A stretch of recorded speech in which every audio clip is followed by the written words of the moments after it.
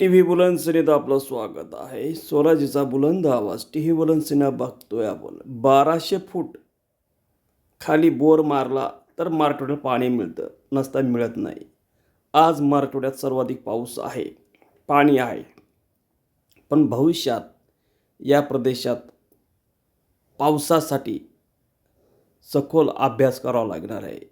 तशा प्रकारची शेती करावं लागणार आहे आणि याकरता धरणाचं नियोजन केल्याशिवाय पर्याय नसेल. कारण वरच्या भागात अर्थात पुणे, नाशिकमधून वरच्या धरणातलं पाणी सोडलं तर खालच्या धरणात पाणी येतं. याचा अभ्यास जर केला तर मराठवाड्याला स्वतंत्र धरणाची गरज आहे.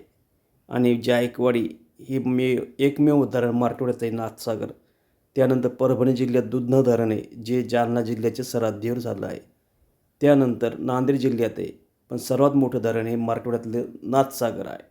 नाथसागरचा बॅकवॉटर हा फक्त जालना, परभणी, नांदेड आणि परभणीत जातो, पण जालना जिल्ह्यात त्याचा पूर्ण लाभ होत नाही. आणि याकरताच जालना संभाजीनगरच्या विकासाकरता मराठवाड्याला तापी खोऱ्याचं पाण्याची गरज आहे. आणि हे तापी खोऱ्याचं पाणी आणणारे नेते हे संतोष कोल्हे पाटील आहे. यांच्या पाठीशी जनता उभा राहील का? आणि जर उभा राहिली तर मराठवाड्याचा पाणी प्रश्न आज नाही तर उद्या सुटणार आहे.